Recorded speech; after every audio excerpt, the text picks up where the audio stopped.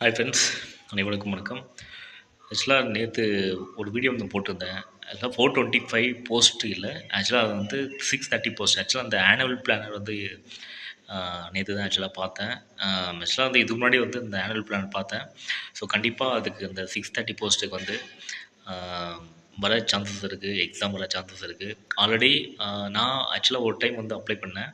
அந்த 425 அந்த post call for பண்ணும்போது அந்த ஃபார்மசிஸ்ட்டுக்கு வந்து அது இன்னும் கால்ஃபர் இன்னும் அது எக்ஸாம் வந்து இன்னும் எதுவுமே அப்டேட் பண்ணல அவங்க.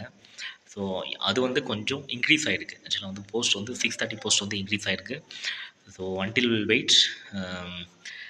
கமெண்ட்ஸ் ஒருத்தர் பண்ணியிருந்தாரு. ஸோ சார் அது வந்து 425 இல்லை, 630 போஸ்ட்டு கொஞ்சம் இன்க்ரீஸ் பண்ணியிருக்காங்கன்னு சொல்லிட்டு. சரி, ஓகே. ஸோ பார்க்கலாம். ஸோ இது வந்து எப்படி வரப்போகுதுன்னு சொல்லிட்டு பார்க்கலாம். ஸோ அதுக்கு நல்லா ப்ரிப்பேர்டாக இருந்துக்கோங்க. லைக்கு சிலபஸ் வந்து பார்த்திங்கன்னா டிப்ளமோ சிலபஸ் எல்லாமே கவர் பண்ணிவிடுங்க. Even first year second years மெயினாக வந்து பார்த்திங்கன்னா ஸோ ஃபார்மாகாலஜி, ஃபார்மாசூட்டிக்ஸ், அப்புறமா வந்து கெமிஸ்ட்ரி, இதிலேருந்து தான் கொஷின்ஸ் வந்து அதிகமாக வர சான்சஸ் இருக்குது.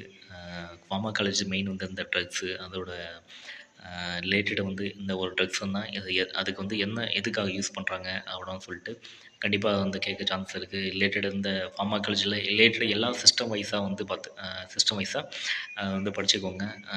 Like anti malarial, anti bacterials, anti fungals, like எல்லா ரிலேட்டட் அந்த டாபிக்ஸ் ரிலேட்டடாக வந்து கவர் பண்ணிக்கோங்க.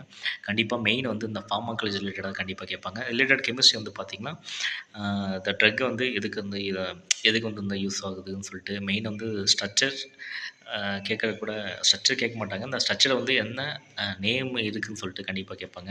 இப்போ வந்து ஃபார் எக்ஸாம்பிள் வந்து பார்த்திங்கன்னா ஐசோனியாசிட் அந்த ஸ்ட்ரக்சர் போட்டு இதோட கெமிக்கல் நேம் வந்து என்னென்னு கேட்க சான்ஸ் இருக்குது.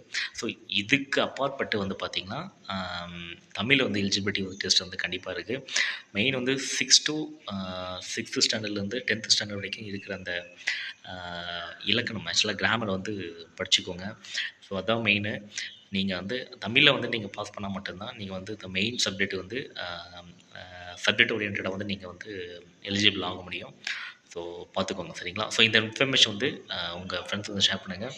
அன்டில் வெயிட் இந்த எம்ஆர்பி வந்து ஒரு நல்ல சக்ஸஸாக முடியும்னு நினைக்கிறேன். சரிங்களா? நன்றி.